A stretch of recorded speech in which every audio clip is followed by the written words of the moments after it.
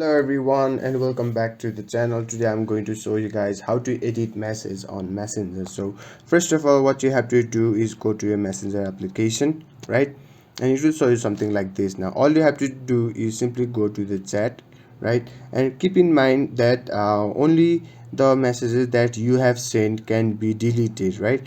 And the messages from others can be only being unseen, only removed. That means you can delete them, but it will still be remain in their chat, right? But what you can do is simply delete your message, right, by simply tap and holding, right? Simply tap and hold, and at the bottom right you can see a more option, right?